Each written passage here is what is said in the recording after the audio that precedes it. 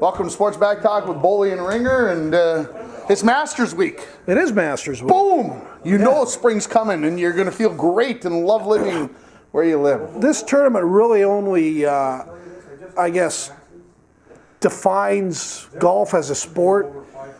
Well, Masters is the only reason golf is a sport. No other reason. I'll say it this way. On Thursday morning, about 11:15 or noon, I'm going to have it on my computer, the Masters tournament. It'll be up, so I can know what's going on. When is this now? Thursday. While you're teaching our kids? While I'm teaching your kids, the Masters will be up on my computer. The So scoreboard that's will be there. where my tax dollar is going. And the kids are going to come in and they're going to say, "You're watching golf?" And I'm going to say, "No, it's the Masters. It's the Masters. This is not golf. Like the Masters. It's not golf." I guess you could, It's the Masters. kids, what's 7 under par? Would that be good or would that be bad? There you go. So now you are teaching. It's just like when the curling is on during the Olympics. They all want to know how the scoring works for curling. So you put the circles up on the board and you explain all the 4-foot and all the radiuses and radii and all that other stuff. You take advantage of those things when you can. So you're basically going off an old teacher I knew once by the name of John Jertson. Whatever it takes to get through to the kids. Yeah. That's half the battle in teaching. Aren't you trying to connect with the kids? That's exactly and trying to get in and get them interested in something. And if you get something to talk about, then everything goes better that day. Yeah. Well, most of the memories of my teachers that I do remember, they were unique individuals. Nordby, Miskulin, Jertson, okay? Yeah. Unique people. Yeah. Okay, and I guess that's how I could define a good teacher as well. Fair enough. So we'll continue with the Masters, or do you want to start? We can start with the Masters. Start with the Masters? Sure. You got a favorite? You want? I mean, Tiger's let's back. Let's go back a year. Let's go back 1 year. 2017. Okay. Now, there's a guy by the name of Sergio that won the tournament, correct? That is a painful memory for Tim. Yeah. I don't like the Sergio. Now, again, this will be taped, and people will be able to see the show on Wednesday, so they can use my pick again. I picked him to win the tournament. You did. He won in a playoff. Did you know that? Do you remember that? I do. And do you remember who he beat? No clue. No clue. No clue. An Englishman. An Englishman. Justin Rose. You are correct. Okay. So that's. I knew it wasn't Rory. That's who he beat in the playoff, and other people that were involved were Carl Schwartzel. Oh, yeah. Who always plays the Masters and did win it at one time. Matt Kuchar, who's always in the top 10 somewhere. He got 3rd or 4th. And then Thomas Petters kind of had a call. Another player I'll probably be taking on this tournament will be Paul Casey. And he's finished in the top 10 the last 2 years. Okay. So, again, I'm here to give out information. Paul Casey's a very good long shot. And I am going to pick him to win the Masters of 2018. Really? I'll divulge it right now. Wow. So where does Tiger Woods end up in this Masters? This will be his first one in 3 years. Tiger and Mickelson will both contend. Mickelson's been playing well. Tiger's been playing well. Both of them play this course extraordinarily well. There's about 20 guys that can win this tournament. They are 2 of the 20. Is Sergio in that mix for this year? Sergio's definitely. It's tough to repeat. I mean, I can't remember the last time anybody did repeat, probably Tiger, yeah, I would say Sergio. You got John Rahm, who's kind of an up and comer, hasn't played real well lately. Justin Thomas has been up and near the leaderboard every week. He's got to be getting some consideration. He's already won 3 times this year. Of course, Phil and Tiger, I got them at number 4 and number 5. Dustin Johnson, Paul Casey, Sergio Garcia. Ricky Fowler been kind of snake-bitten, was leading the Houston Open pretty much all weekend. Had a tough Saturday, Sunday. And let's not forget about Jordan Spieth. He's won the tournament, and he's also got to be considered. So. How about Bubba? You didn't mention the Bubba. Bubba's won the World Match Play, and I have a feeling he'll be up and around there as well. And he's a type that can, when he gets hot, he's another good one that can. He's won it twice. Yeah. So people that have won this tournament: Schwartzel, Angel Cabrera, Louis Oosthuizen, These guys, Always seem to Justin be there. Rose, Zach Johnson, Fred Couples, these guys, they just always seem to be there because they know the course so well. They know where not to put it. And they try to stay away from big numbers on 10, 11, and 12. And if you do that, you can score well. Can Jordan Spieth overcome, even though it's the whole amen corner, the debacle, I mean, how many times you got to go back through that before you overcome that? I just don't think he's there yet. I don't think he has. I'll use this term. I don't think he's forgiven himself. He's been pouting. Giving away a Masters. He was pouting a little bit. Was it during the match play or one of those tournaments? He was kind of pouting a little bit. And, okay. But Jordan Spieth has a lot of game, and nobody rolls the ball better on tour than Jordan Spieth. So if he's hitting greens, he's definitely going to be considered one of the favorites. I think there's like 12 guys that could come out of this thing. I mean, they're all playing pretty good. Dustin Johnson, haven't heard too much on him lately, but Mickelson and Tiger are both playing the best they've played as a twosome. I mean, together at the same time for the first time since probably the late 90s. I woke up this morning. It was Monday. Didn't have school today. Turned on ESPN, and there it is. There's Masters, and I'm like, wow, they're not wasting a second. Were they starting to go back into the 50s? Well, they were already in the Masters mode. I mean, they were there interviewing Andy North. They were there. I'm like, Tom Rinaldi's already there. He's got the tie on. It's Monday morning at, 8:30 our time. I think I turned the TV on. I'm like, really? We're already into it. It'll be the par 3 on Wednesday and Thursday morning. Well, one of the channels, they'll play every tournament from 1950s all the way up to current, and that's always fun to watch because you got Chris Schenkel and you go back Ken Venturi and you hear all those old voices from the past, and they're Hall of Fame voices, and I love going back, and because it always brings back some memory. The Curtis Strange hitting into the creek, he was leading by 2 or 3. Seve leading the tournament that Jack Nicklaus ended up winning in 1985. Seve actually dunked a couple in Race Creek, and there's always memorable moments in Race Creek. Good and bad, always. Good and bad. Some people making some improbable shots, and I guess probably one of the biggest shots I remember, and I didn't even see it on TV. I heard it on the radio. I was out, we were in North Dakota driving around on Sunday of Masters, and it was Tiger against. And that ball, anyway, hit on 16, and it sat on the edge of the cup. Who was he battling? I cannot think of his name right now. Anyway, they battled 2 years in a row. They were right down neck and neck. Anyway, Tiger hits that shot, and the place went berserk. And that's probably one of the biggest shots I remember from any Masters, and I didn't even see it live. I wonder who it would have been. You contended with him 2 years in a row? Yeah, and of course, that's 10, 12 years ago already? Okay. Probably more. Anyway. It is Masters week, so it's a big week. So who do you got? I got Paul Casey winning his very first, I believe, major, and I think it's his tournament this year. I would really like to pick Dustin Johnson. I don't think that he's played golf well enough to do it recently. You hit it on the head, though. Any one of about 20 guys. I mean, that's it. The rest of the guys are just there to fill. Hideki Matsuyama, be careful with him. He hits the ball long. Gets eagles, a lot of eagles on tour. So, yeah, like I said, if I was just going to go from here, maybe from my heart, I'd like to see Dustin win it, kind of to do it that way. But I don't know. It's such a. You don't necessarily have to start well. Mm-hmm. You got to finish well, because you don't have to be leading after the first day. It certainly helps to have a low score, but even if you're sitting at, I don't know what the weather's going to be like, but even at 1 or 2 under after Friday, and you've made the cut. Well, as the old saying goes, cliche number 43 in the book is, you can't win the Masters on Thursday, but you certainly can lose it. So. And people have shot 78, 80, and knocked themselves right out of the tournament. So that's what they got to stay away from. Anything from 74 below, they're right in the mix. 75 and above, I think you're going to be chasing. Yeah. So who do you got? You still haven't told me. Let me look at this list. Let me see if I can get a feel. I had about 12 more onto there, but that's my top 10. No.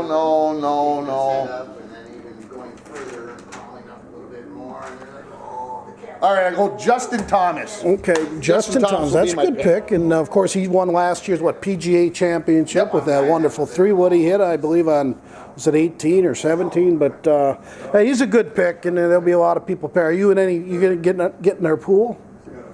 I could. Okay, I'll forward it to you. Okay. Yeah, Fair enough. Are you jacked about the 2028 Ryder Cup coming back to Hazeltine? They announced this past week. Yeah, I guess. Like talking to my brother, he says we're going to be. I'll be 67 and Gerald will be 66. So, yeah. I mean, why wouldn't I? I got in the lottery the last time and didn't get tickets, and I was mad, and I'm like, screw you, I ain't buying tickets for $400 from somebody to go. I'll be 58 the next time it's here, 59. I may have to pull the trigger if I'm still around. I remember last time it was like October, like first week in October when they played it, which is pretty unique. And where's it at this year? Do you know? Well, it's got to be someplace in Europe this time, but I don't know where in Europe it's at. Me neither. I don't know. There's so many places they could pick. Well, yeah, they got the whole doggone continent. I mean. Kind of an advantage. Should be fun. Poulter won yesterday, so it looks like his game's back on course, and they need him. Cups, they need President him. Cups, all that stuff. So that's it all on our golf, and again, Paul Casey, and you got Justin Thomas. I'm going to take Justin Thomas. It's fair enough. Let's move on to the Wild. Sure. Of course, Suter, broken fibula, cracked fibula. Did you hear an official diagnosis today? That's what they were x-raying. They were taking an MRI today. I didn't hear anything more. I did talk to my buddy Neil, who's Suter's agent, and he told me, I'm name dropping Woody, and he wouldn't divulge. open up. He knows I'm a Twitter guy, and but he gave me enough information to let it know that his magic that he does on backs and legs and arms, I mean, he's not going to help. He's very good at what he does, and he makes people feel better and healthier, and he says there's no magic for this. So that's all he said.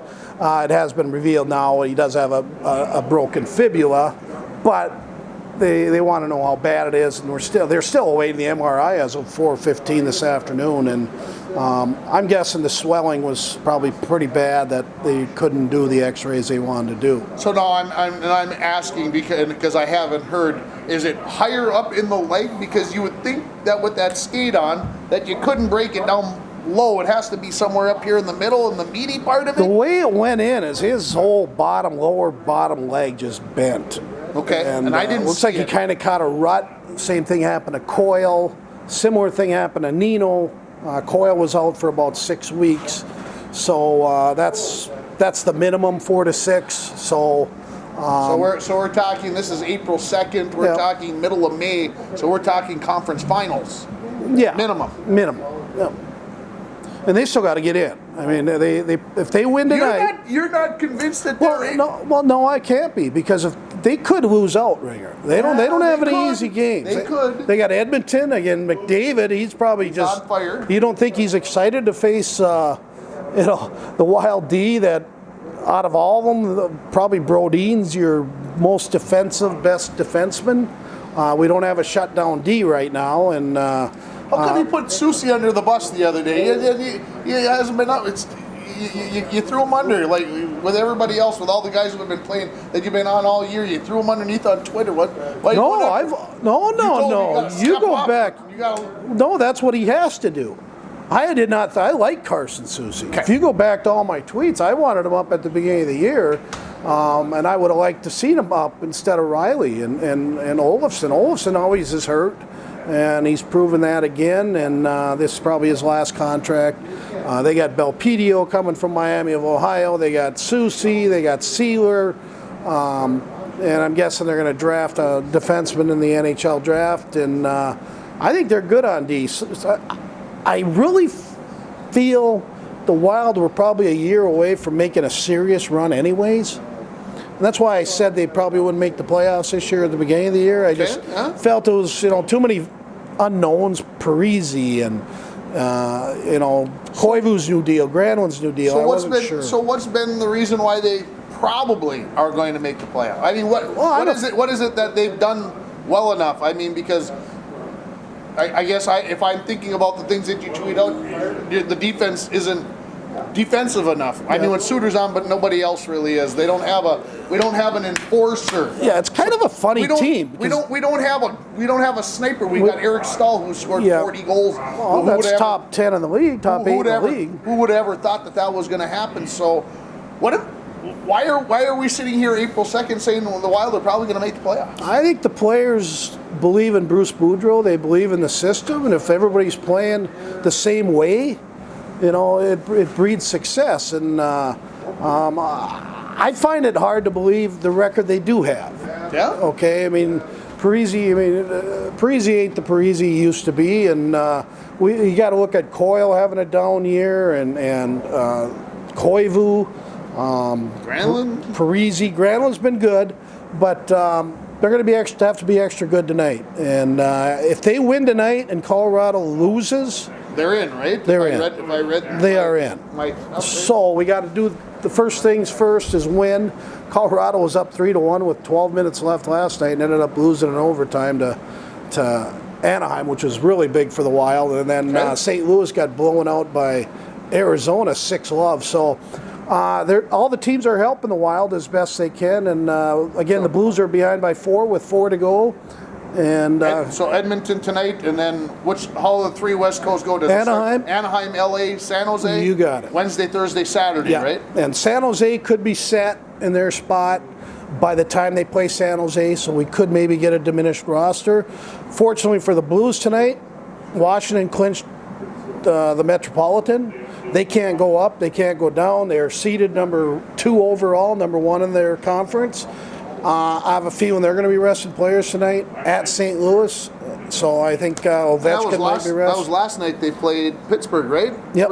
Beat them 3-1. 3-1, yeah. So I don't see Washington really putting up a fight. They also, St. Louis has Chicago home and home. And then they finish, which I think is going to decide a playoff game. The playoff team is St. Louis is at Colorado, which should be fun. Yeah. Absolutely. So Wild, I think they'll win one of the next 4. Maybe get one win and 1 tie. And 2 losses. And 3 losses. No, 2 losses. 1 and 3 or 1, 2, 1, 2 and 1. So finishing with 99 points, which is pretty darn good for that team. They end up with 106 last year. Yeah. Sound right? Yeah. And I like their team next year. I think Greenway. He's looking more like Colton Gillies right now than he is a high-end player. I'm a little concerned about him. Okay. He even skates like Colton Gillies, and I'm a little worried. Can we segue into the Twins fiasco? Was it on Saturday? We're done with the Wild? No. What you want to continue with the Wild? Yes. No. We're done. I said what they're going to finish, and they'll be good, and they should make the playoffs. They're going to get Winnipeg, right? Unless St. Louis and Colorado both win out. They got Winnipeg. Next week we'll be talking about playing in Winnipeg. Okay. Okay, Twins. Yesterday, Sunday, Barrios pitching a gem against the Baltimore Orioles. The Twins put the shift on, and the guy bunts. Yeah. And the Twins are ticked. Yeah. The Twins are wrong. I hate to say it. I agree. If you're going to shift, then you got to be ready to give. You have to. You're saying, well, we'll give up the bunt. I don't care about the other. In a 7-0 game. Yeah, in a 7-0 game, and you're shifting.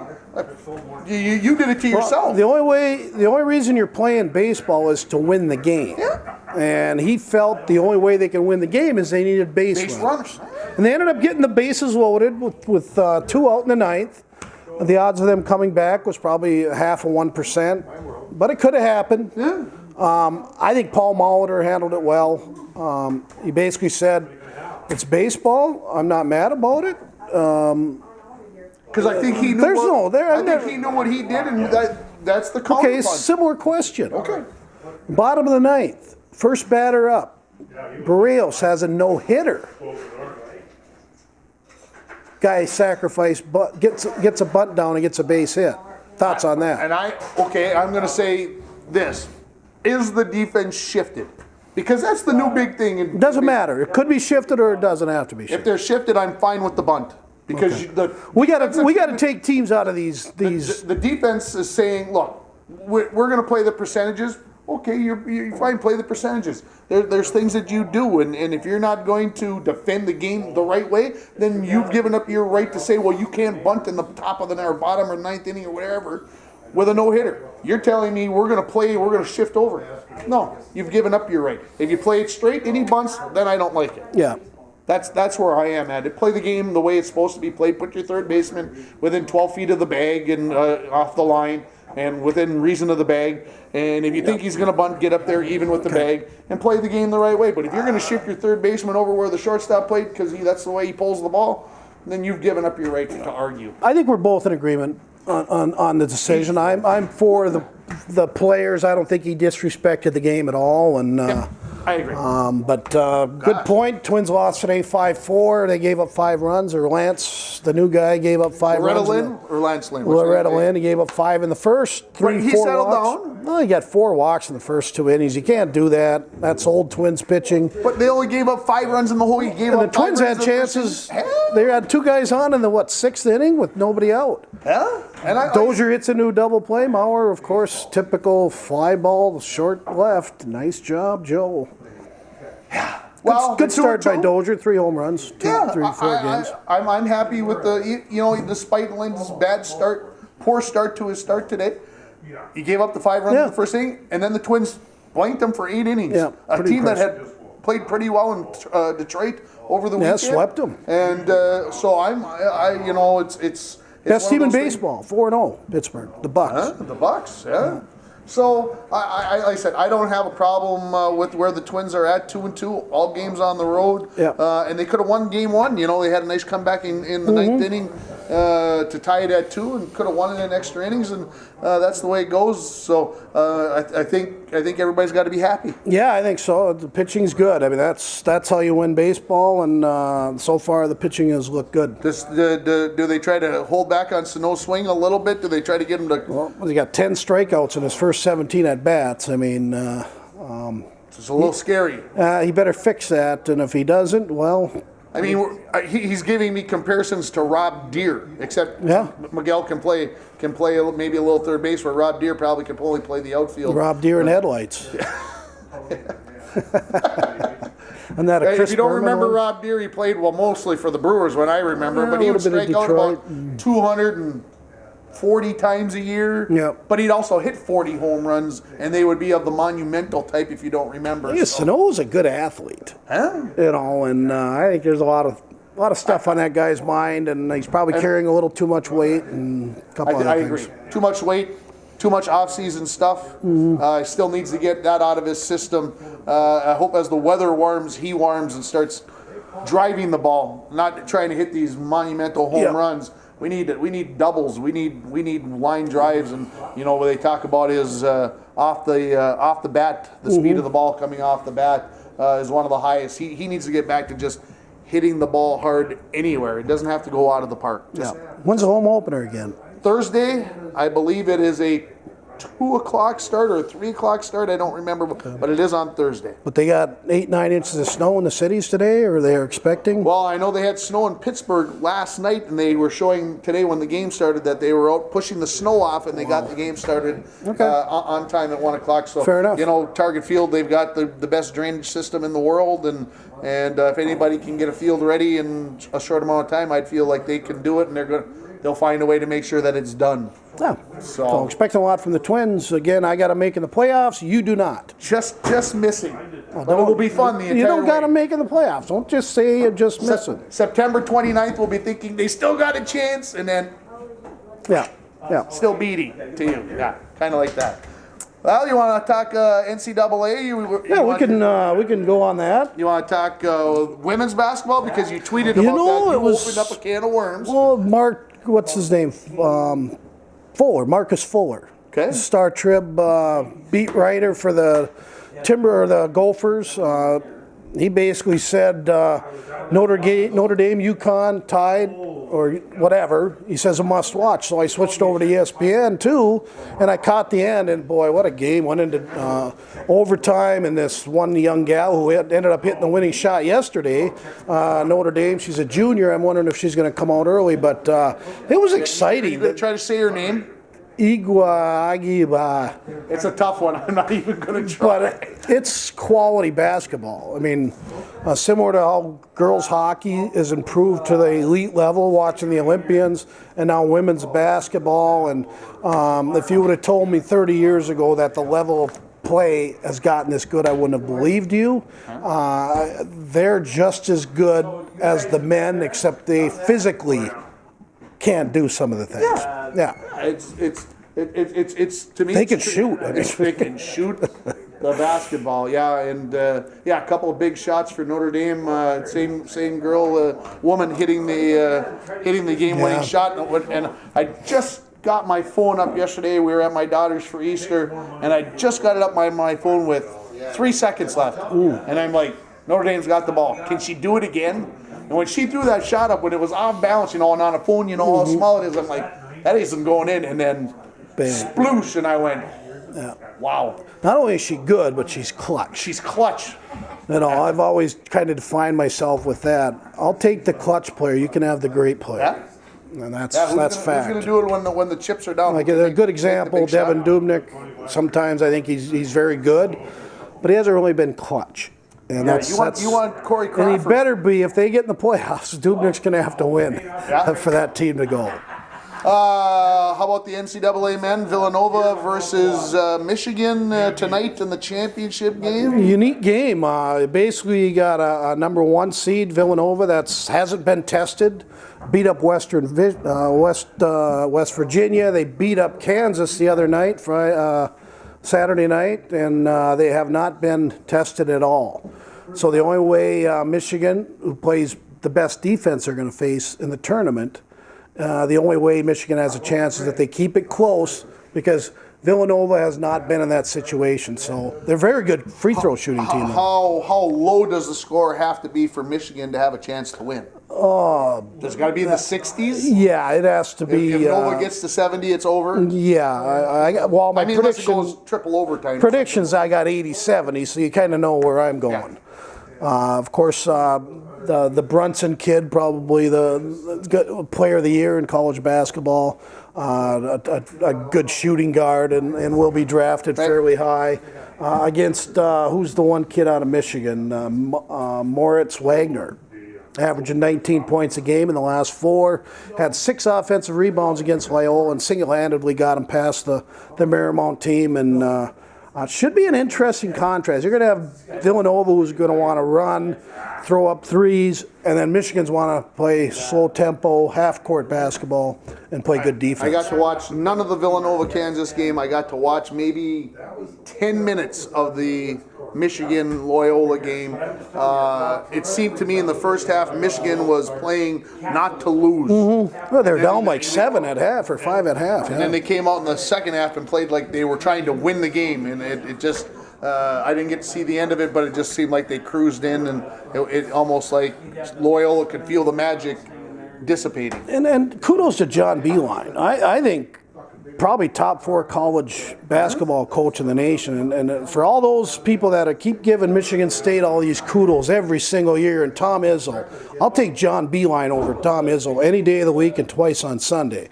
He's proven since 2013, Michigan has been involved in Elite Eights, national title against Louisville in 2013, finals again this year.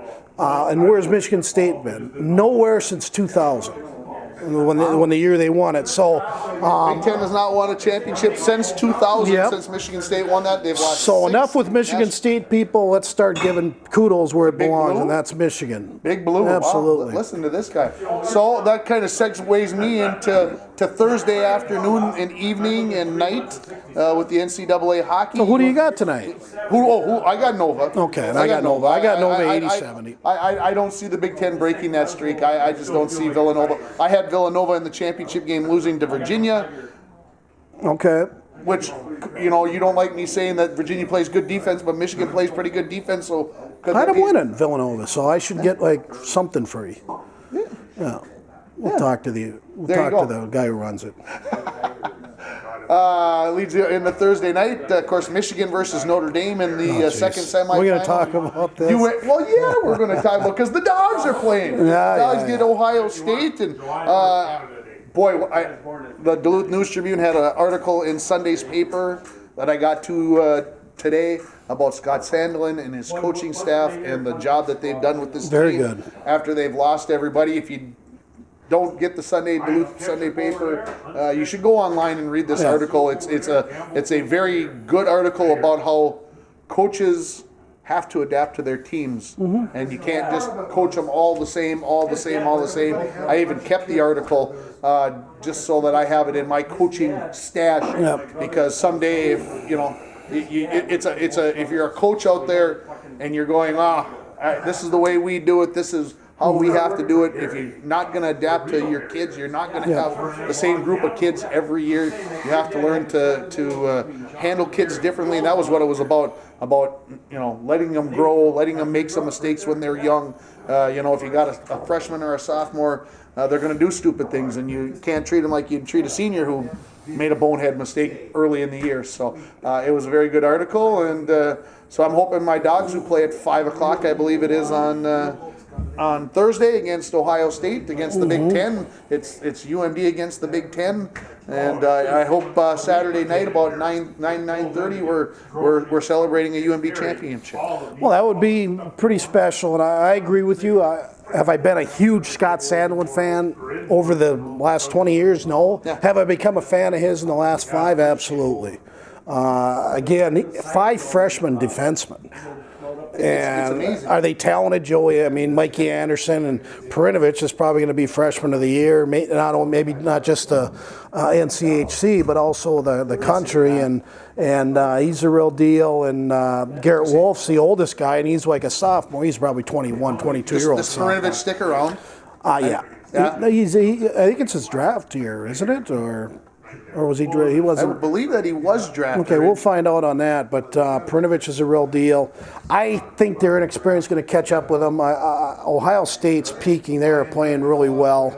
And I'm guessing Brady Jelly, who actually went to UMD his first 2 years, and Ohio State his last 2 years. I never even thought about that. I've already given Brady a hard time about that, and he's definitely Buckeyes go. So he would love nothing more than the Buckeyes to beat the Bulldogs. Yeah. Then the other half, you got Michigan and Notre Dame. Yeah, Notre Dame's going to be a tough out, but Michigan, and again, much like Ohio State, peaking at the right time. Big Ten schools definitely proven Donnie Lucia right as far as he says it's a quality conference, and they went from getting 1 team in last year to getting 4 teams in this year. So Donnie was right, and he's going out. At least you can say that. Yeah, that's for sure. So you're going to pick a winner?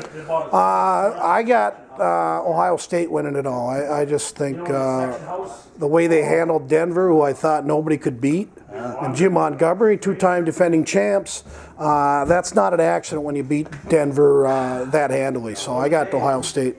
UMD in Minnesota, where they won their final when they won their championship in 2011, right back at the old place. I know none of the guys are the same, but I'm hoping some magic will occur to knock out Ohio State on Thursday night. But I feel Notre Dame ends up coming out on top on Saturday night. Fair enough. Going with the Catholic school, aren't you? Oh boy, he's going to throw the Catholic. Well, Easter, I know, and that's why Notre Dame won yesterday in women's basketball, because all the Catholics were praying on Easter. They allowed that to happen, huh? Unbelievable. Mississippi State. What happened to Loyola on Saturday then? See there? Yeah, exactly. One other thing is Neil Sheehy will owe me and Billy Mason. I'll take my pontoon out, but Neil will be in charge of all the beverages and the meal. Because? Well, UMD, Bill's alma mater, Final Four, Providence, my school, Elite 8, Harvard, no tournament. Nowhere to be found. So Neil, sorry. If you do watch the show, I know he watches every week. You owe me and Billy Mace a good night on the lake. We'll definitely come to Looney's Brew for that. There you go. I like that. Of course, here we are. Me and Mace will be here signing autographs. Neil can monitor. Okay. Of course, they take such good care of us here at Looney's. We appreciate them. They let us change our show times and Never say a word. Just Never keep complains. Just keep us coming back. That's what we love. What else you got on that piece of paper? That's basically it. I had a bunch of statistical information, but I don't want to bother. I just got the standings. Again, it's between probably St. Louis, Colorado, and the Minnesota Wild. 2 of those 3 teams will get in. So it's going to be 4 from each Yeah, division? there'll be 4 from each side. 4. Yeah. Same thing on the east side? I haven't even looked I for a looked while. at Anaheim, and other than Minnesota, they got 2 easy cupcakes. LA, they got both Colorado and Minnesota, so they are going to have to play well in both of those games. I'm really interested to watch to see how the Wild play tonight. So it should be fun. Especially after the way Thing they is, this played on could be a Saturday night. stepping out party for one of these guys. You know, Dunbar, Brodin, Susie, one of them's going to step up. One of them's going to step up and could turn his whole career around through the rest of the year. We'll see. It has happened before, and it could happen again. You didn't mention Saturday night's loss to Dallas 4-1. I didn't see it. Nah, Was it one of those games? I watched parts of it. Yeah, I mean, Dallas had nothing to the old saying. There was no way Minnesota was coming out of there with a win. It just wasn't going to happen. And Dallas is trying to save face for their fans because another disappointing year. I believe that's 2 years in a row they have missed the playoffs, and that's not sitting real well in Big D. With Norm Green? In Big D. Son of a... I know, biscuits. So... Paul, you didn't get question and answer last week, so he's got a. Yeah, I got a few. He's ready. A few? Oh no. Well, this the first one is we've seen seagulls, we've seen Uh-oh. mallards, we've seen eagles, we've even seen swans or maybe even cranes. But when's the first loon coming in? Ooh. Wow, I don't know. I don't A little know. bit later than I would say in the daytime. it's tougher to see them at night. Yeah. They might come in the night. I wish I had some statistics because I'm a statistics guy. My mom used to write it down every When year. the loons do come in after you see the seagull. How long ago did we see the seagull? I didn't hear about this. It's been over a couple weeks now. And usually it's We've had at least one 3 snowfall, snowfalls. one big snowfall. Okay. And so the 3 snowfall. I mean, we've been missing all these big ones. Do they count at all? We've had one at least. One. The second one, I don't know if it counts. I'm told though if it sticks on the ground for longer than the night, it counts. Okay, so we had the one last Monday night into So we Tuesday. potentially had 2. Okay. So the seagull thing isn't working out real well down in the metro Twin Cities area. Well, that's in the metro. That's not. That's not raining. They wait for their first goose to show up. Yeah. And that's So if you want me to give you a date, it's going to be during the daytime on April 14th. Okay. I'll take April 12th. I got some sources down south that gave me a heads up. So when you're going on that, what do you think about the officially ice up there now? We're getting a little closer. Well, I think I predicted last time, but now I'm probably going to give a totally different answer. Probably. I'm going May 3rd. And I said April 30th. And I know there's a lot of ice out there. There's a lot of ice When do you left. think the first boat launches? There's already people launching on the river. Oh, okay. Oh, the Yeah, people they've been- people have been hammering them on the I river. I saw the $40,000 or $70,000 boat come through town. I was having breakfast this morning at one of the local eateries, and they went by the I wasn't out. $70,000 truck, $70,000 boat, and I'm like, I haven't taken my boat out yet. you haven't? No. Oh, I thought you. You don't want to be taking that nice boat out onto those rocks anyway on the river. No. Good questions. First water sport. Jamie out here, she does it while the ice is still in the bay here. She's crazy though. What water Jamie sport? LeDuc's crazy. I'm just gonna She does say. wakeboarding. Yeah, What is Jamie. I know Jamie's a different Jamie. animal. She beats to another drummer. Yeah. I'm just thinking what time do you think she'll be out there? Yeah, she's Probably within 3 weeks. a dandy. Yeah. Yeah, crazy. Okay, good questions. All right. So what do you think of the Rainier changes going on? I'll tell you, when I come back next week, is it going to be? Is that building going to be there behind me? I don't know. They're taking things out of the old Woody building across here from Looney's. So I see a big excavator over here. Looks like they're going to be swinging a big arm, and it could be a pile of rubble soon. So if you want to come out and take a picture, might not be a bad idea, right? Emotional day for Woody and Leanne, I'm guessing too. That's going to be tough to watch. I think they put a lot of blood, sweat, and tears in that place. Do you think they'll hit their November date? of having an open built. Well, Yes. knowing Kalen and how he is, Yes. yeah, they'll hit that number. November they'll make it by. He's pretty determined. There's still talk of us doing a little amateurish curling deal out here. If we do that, will you play or will you announce it? We can announce it if you give us enough heads up. We'll come out and announce that bad boy. Curling, I love it. World Curling Men's going on right now. And we're both connected to Schusty pretty good. On the Twitter Maybe world, we can get him to show up. I know he threw out. Does this seem wrong? But they threw out. Elvis held the broom, and the team Schuster went and threw the first rock at the Worlds on Saturday. They're not playing in it. They didn't qualify. Oh. Is that wrong that they No. threw out the first rock? I mean, What would you shouldn't rather they- win, an should- Olympic should gold or a Worlds? Shouldn't they have been playing in it? You would think, but again, I don't understand curling. So, I do, but I really don't. great thinking sport. Love it. What else? Anybody else got questions? Oh, I got one last one. Yeah. Who do you think actually wrote the winning teams up there? I'm going to say your dad did. great penmanship. I Mom? didn't think so. It Mom? was good penmanship, really good penmanship. What they're talking about is they got the whole NCAA basketball tournament out. The bracket, they got yeah. all the winners through. It obviously is not a prediction one because they're all correct. Okay, so We can predict well after 24 hours after the game. yeah, so it's very well done, and the penmanship's excellent. Well, divulge who did it. I was going to do it, and I came here and it was done. Really? I guess you knew it was Lorna. Yeah, probably Lorna. Yeah, She has better handwriting than most of us here. yeah, yeah. You can see the beer list. Plus, I'd go shorthand like Boston PC would Providence Yeah. College would be PC, and Yeah, she, all she the writes it all. abbreviations, Yeah, absolutely. so, Yeah. but good questions. He really Anybody put else? us on the spot. Anyway, yeah, he's a doggone. He throws them stuff out there. After last week, after we didn't put him on, see, this is what we get. We're gonna end it on this. We're gonna add this to our show now. You gonna got to add- come up next week with one. Okay. Sport or no sport? This week's soccer. I say no sport because it isn't fun to watch.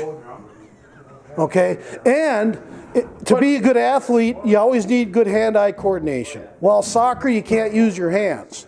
So you don't need hand-eye coordination, you need foot-eye coordination. So I say no sport, no fun to watch. I know everybody loves it, it's a popular sport, but in my game, it's not a sport. Did you get to see anything about Zlatan this weekend? No. Zlatan is Swedish, but he must have emigrated there because he's definitely not Swedish. You can look at his appearance; he's definitely cannot be Swedish. But anyway, he got signed by the LA Galaxy, and it was late in the week, and the crowd they were playing LAFC, so it was the two LA teams playing each other, and the place is going berserk. We want Zlatan. We want Zlatan. The son of a gun comes in the 70th minute. About 90 seconds later, he kicks one, and I wish I had the flexibility to get my leg up about yay high from 40 yards out. Bam! Right over the top of the goalies into the back of the net. Scores one in just an extra time in the injury time. A header in, and he scores both goals. The place goes crazy, and LA Galaxy wins 4-3. I mean, they Sounds impressive, but still not a sport. They keep score. It's a sport. What do you say sport? Soccer's a sport. No sport. You come up with next week's. I'm going to say this, and I'll end it on this. I'm going to Kansas City to correct the AP Calc exams in early June. The Minnesota Loons, Minnesota United, they play Kansas City, Sporting Kansas City on Sunday night. Well, there, Tim has tickets. Just bring your pillows. Thanks, everybody. You want to comment on my I soccer? just have one more question. Growing up in the Northland here, what was your favorite memory? Favorite memory? Wow. As far as, I would say my old neighborhood on 9th Street, where every night, all summer, all winter long, we were always outside, regardless. Playing boot hockey, tin can alley, ditch, climbing garage on top of garages. We always playing football, golf, hockey. I mean, everything we did every single night. And we got home for supper, at a specific time. We all ate together, and after supper, we all went out again till we heard all the parents yelling time to come home, and each parent of each house around there would yell for you to come home. And I think I grew up in the best era of life in that it was family and it was friends, and I'll never forget those You didn't have days. to worry about being abducted. No. Just my friends. You know, my parents, they fought, but, you know, they got through it, you know. So, yeah, we didn't have to worry about it. Eli's only 3. I mean, when I send him out the door when he's 11, am I going to have to worry about him? Well, here's another thing. I lived in Ringer's house before he did. That was my house when I was in 9th grade on up. And I could tell him some horrendous stories about in we that don't wanna house. hear about that. That's And probably the ghost we'll site leave it there at at that. But I know, you know the backside door? Let's just say me and my brother used that a lot, Liberally. liberally. And our parents did not know. Maybe they knew, but let it go. Yeah, I think so. Anything else? everybody. Don't take us too serious.